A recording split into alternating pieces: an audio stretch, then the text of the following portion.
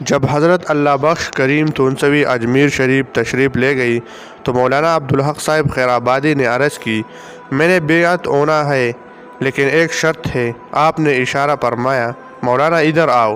چنانچہ علیحدہ کمرے میں لے گئی۔ کچھ دیر کے بعد نکلے تو مولانا صاحب قدموں پر گرتے ہوئے نظر آئے۔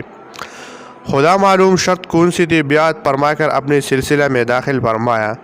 حضرت کریم اللہ بخش تونسوی رحمۃ اللہ علیہ کی وفات کے بعد حضرت خواجہ حافظ صاحب کے پاس ان کا ایک خاص غلام ایک کتاب لایا جس میں تمام شہر کے یتیم، مسکین، بیواؤں، غرباء اور بے نوا لوگوں کے نام درج تھے اور ہر ایک نام کے ساتھ ان کا وظیفہ ماہانہ سالانہ تحریر شدہ تھا۔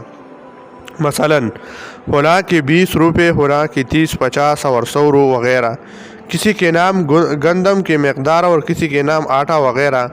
ساتھ ہی کتاب پیش کرنے والے نے عرض کیا کہ دوسری وظیفوں اور عبادات کے علاوہ حضرت کریم رحمۃ اللہ علیہ کا ایک یہ بھی وظیفہ تھا جو اپنے جانشین کے لیے فرما گئی ہے، اور لطف یہ ہے کہ اس کتاب کا علم اس غلام خاص کے سوا کسی اور کو نہ تھا۔ قائم مقام خلف الرشید حضرات تک بے خبر تھے۔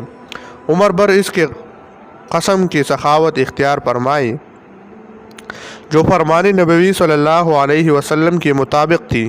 حدیث پاک میں ہے کہ داہنے ہاتھ سے اس طرح فی سبیل اللہ دو کہ بائیں ہاتھ کو بھی معلوم نہ ہو۔ چنانچہ جب سردی کا موسم آتا تو آپ بہت سے نئے لحاف بنوا کر غریب لوگوں کے گھروں میں راتوں رات جا کر صحن میں ڈال دیا کرتے۔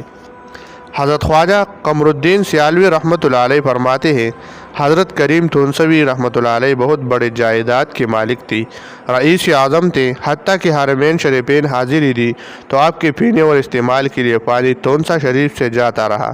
ایک جہاز پر اتنا پانی پہنچایا جاتا کہ دوسری جہاز کے جانے تک پہلا پانی ختم ہوتا۔